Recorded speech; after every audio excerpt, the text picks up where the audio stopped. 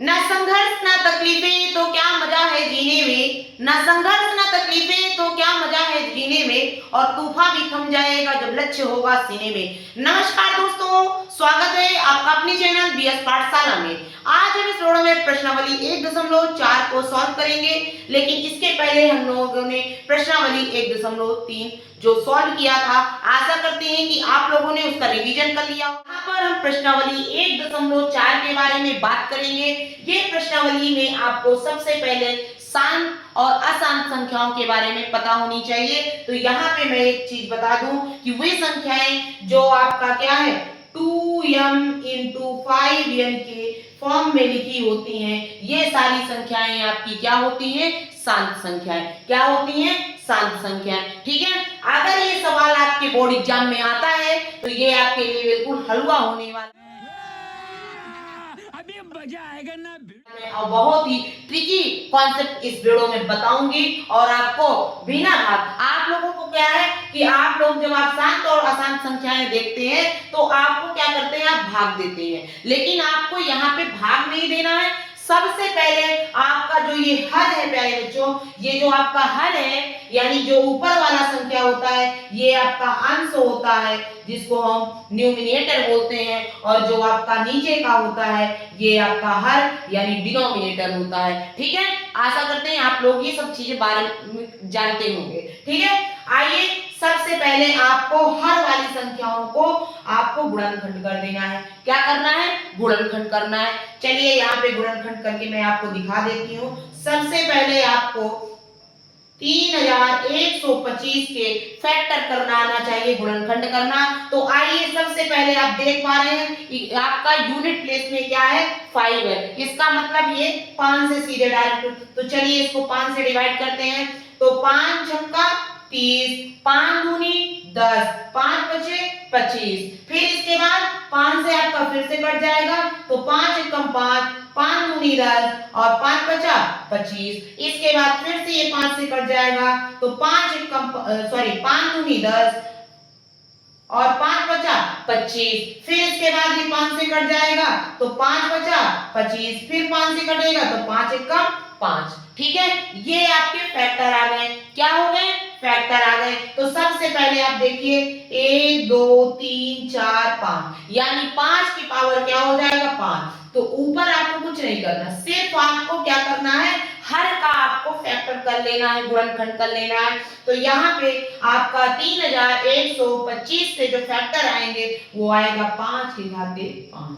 ठीक है, अब यहाँ पे आप देख पा रहे हैं 5 के घाते 5 में है।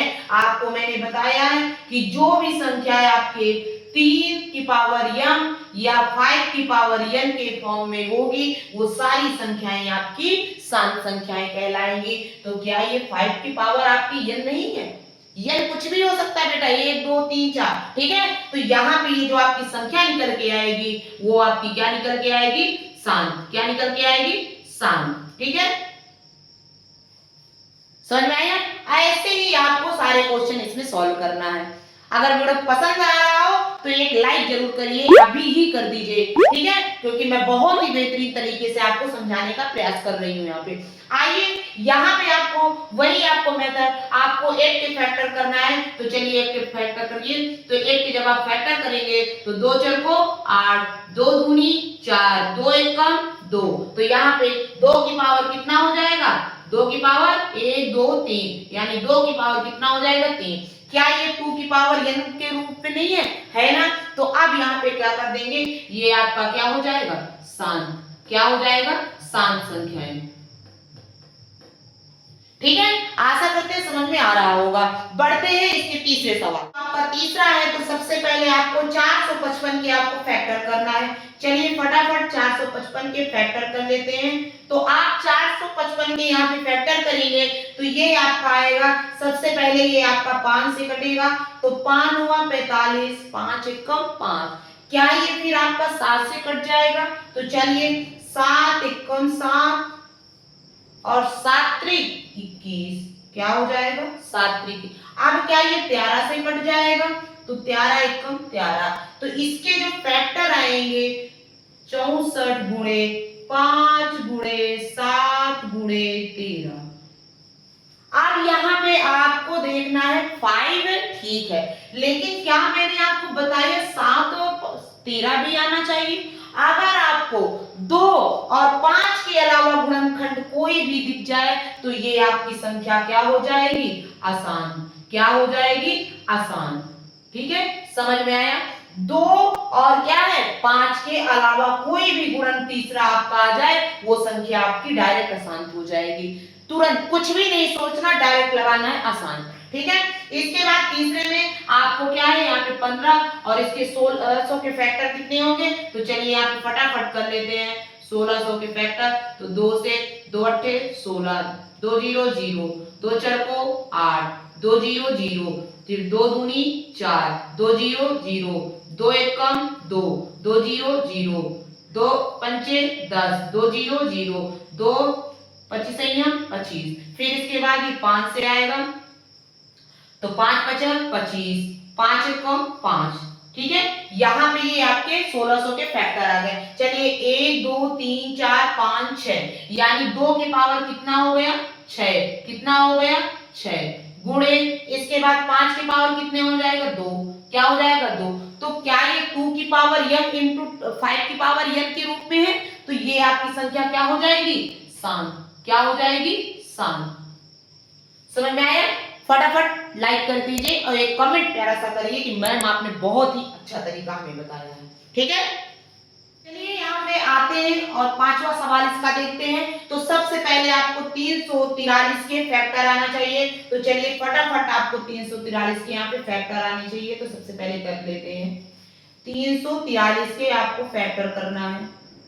ठीक है, तो आप देखेंगे सबसे पहले ये किससे कटेगा, तो क्या ये 2 से कटेगा, नहीं। यूनिट प्लेस में क्या है, 3 है, नहीं कटेगा। इसके बाद क्या ये 3 से कटेगा, नहीं। 3 एकम 3 और 3 एकम 3, फिर आएगा 13, नहीं कटेगा, 3 चौक 12 हो जाएगा। इसके बाद क्या है, 5 से नहीं कटेगा। तो इसके बाद चलिए 7 से काटते हैं। तो 7 त्रिक 21, 7 चौक 28 और 7 पना 35, तो 7 चौको 28। क्या हो जाएगा, 7 चौक 28 और 28 के बाद 63, क्या हो जाएगा, 7 नहीं 63। फिर इसके बाद 7 7 49, 7 एकम 7। इसके बाद यहाँ पे कितने फैक्टर आ गए, 7 की पावर क्या हो जाए, 1 2 3, कितनी हो जाएगी, 3। यहाँ पे क्या 7 की पावर यहाँ पे n है।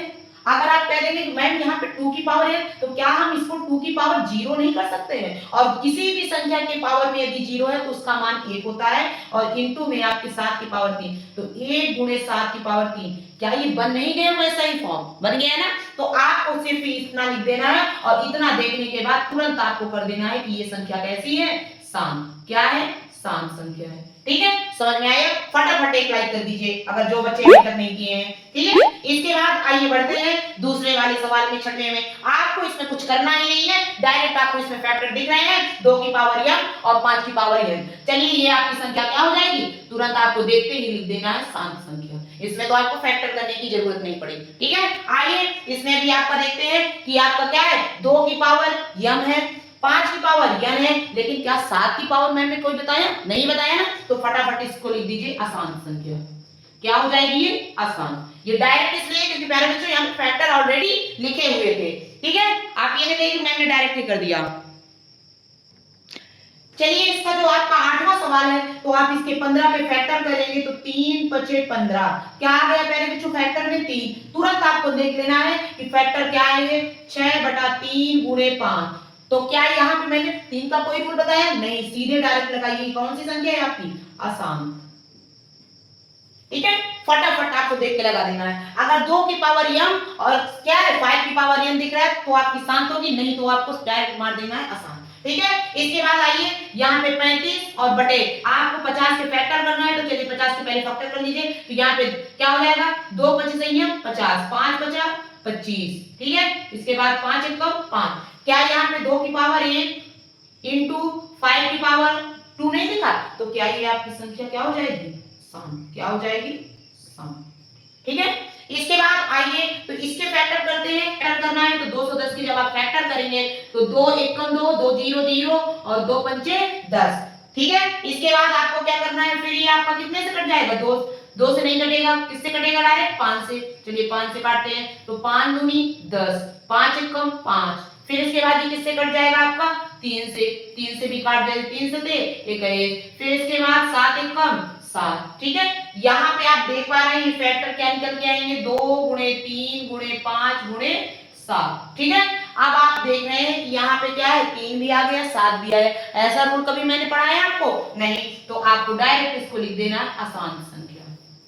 क्या लिख देना है आसान, ठीक है। अगर 2 की पावर m और 5 की पावर आपका n में होगा तभी आपका शांत कहलाएगा, नहीं तो ये आपका क्या हो जाएगा आसान, क्या हो जाएगा आसान, ठीक है। इसके बाद आइए इसका दूसरा सवाल डिस्कस करते हैं। इसमें दूसरा सवाल आप स्क्रीन में देख रहे हैं, आपको जो दूसरे सवाल में बोला गया है कि आपको जो ऊपर संख्याएं दी गई हैं, यानी जो आपका क्वेश्चन नंबर 1 में दिया गया है, उन्हीं को छांटना है कि बताइए कौन सी आपकी शांत संख्याएं हैं और कौन सी अशांत है। तो फटाफट आप इसको कर लीजिए कि आपकी कौन सी संख्या है, जो संख्याएं आपकी शांत है उनको शांत लिख दीजिए, जो अशांत है उनको अशांत कर लीजिए, और आपको क्या है छांट लिया आप लोगों ने। चलिए इसका थर्ड क्वेश्चन देखते हैं। बच्चों यहाँ पे मैंने तीसरा क्वेश्चन नहीं लिखा है क्योंकि क्वेश्चन बहुत बड़ा है, बोर्ड ही मेरा बहुत छोटा है, ठीक है। इसलिए मैंने क्या किया है कि आपको डायरेक्ट क्वेश्चन लिख दिया है, स्क्रीन पे आप देख लीजिए। मैंने इसका जो आपको क्वेश्चन में बोल रहा है वो ऑलरेडी मैंने आपको वहां पे लिख दिया है।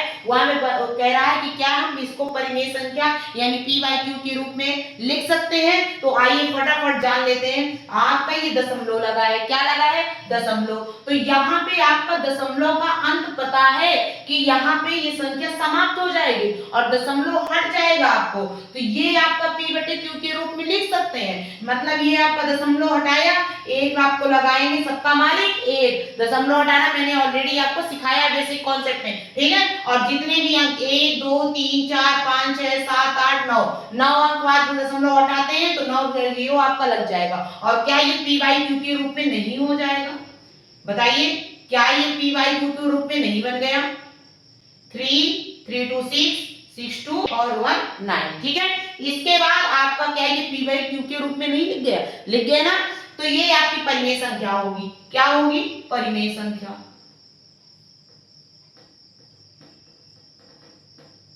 ठीक है। तो ये आपकी परिमेय संख्या है। इसके बाद ये आपको कह रहा है कि ये आपका दशमलव तो लगा है लेकिन दशमलव की जो अंक की संख्या है उसके बाद ये डॉट डॉट लगा है, यानी इन दशमलव के आगे की संख्याओं का अंत आपको पता ही नहीं है कि आगे ये डॉट डॉट कहां अनंत तक चली जाएंगी, इसलिए ये आपकी संख्या क्या हो जाएगी अपरिमेय संख्या, यानी इनको हम क्या है p/q के रूप में नहीं लिख सकते हैं। तो ये आपकी अपरिमेय संख्या हो गई, ठीक है बच्चों। अब यहाँ पे आपका ये संख्या के आगे ऊपर यहाँ पे देखेंगे तो ये आपका बार लगा हुआ है। क्या लगा है बार। इस बार का मतलब होता है कि ये जो संख्या दी गई है ये आपकी दोबारा रिपीट हो जाएंगी, और जब दोबारा संख्याएं रिपीट हो जाएंगी तो क्या उनका अंत निश्चित है बच्चों, नहीं है ना, तो ये आपकी क्या हो जाएगी अपरिमेय संख्या। डायरेक्ट आपको लिख देना है। अगर आपको कॉन्सेप्ट पता है कि बार लगने का कॉन्सेप्ट क्या है, ये संख्याएं दोबारा रिपीट हो जाएंगी, तो जो संख्याएं दोबारा रिपीट हो जाएंगी तो वो आपकी क्या है अनंत तक जाएंगी और उन संख्याओं का कोई अंत नहीं है, तो क्या हम उनको p/q के रूप में लिख सकते हैं। और जब नहीं लिख पाएंगे p/q के रूप में तो ये आपकी संख्याएं क्या हो जाएंगी अपरिमेय संख्या। तो डायरेक्ट आप यहाँ पे लिख दीजिए अपरिमेय संख्या। आशा करते हैं बच्चों कि आज मैं आपको ये प्रश्नावली जो 1.4 थी उसको बहुत ही अच्छे कॉन्सेप्ट प्लस ट्रिकी मेथड से मैं आपको सॉल्व करवाने का जो प्रयास में है उसमें मैं सफल हुई होंगी। और वीडियो पसंद लगा हो, तरीका मेरा अच्छा लगा हो तो एक प्यारा सा कमेंट करिए, अपने दोस्तों के साथ शेयर करिए। चैनल पर पहली बार हो तो चैनल को सब्सक्राइब कर लीजिए, जिससे आने वाली जो वीडियो की है और नोटिफिकेशन है वो आप तक सबसे पहले पहुंचे, ठीक है। और मैं आपको एक लास्ट में बात बताने चाह रही हूँ कि प्यारे बच्चों, मैंने आपको पिछले वीडियो में बताया था कि ये जो मैंने आपको प्रश्नावली सॉल्व करवाया है वो पुरानी बुक्स में, क्योंकि कई सारे स्टेट्स हैं जहाँ पे आपकी अभी भी पुरानी बुक्स चल रही हैं, इसलिए मैंने ओल्ड एनसीईआरटी का यूज किया है यहाँ पे। और यहाँ पे यूक्लिड विभाजन जो आपका मेथड है उसको मैंने नहीं बताया है, तो कल के वीडियो में आप बिल्कुल भी जुड़ना मत भूलिएगा, क्योंकि कल का जो वीडियो है वो यूक्लिड विभाजन प्रमेय से रिलेटेड, तो आपको उस वीडियो को जरूर से जरूर देखना है। ये बड़ी अच्छी बात कही है।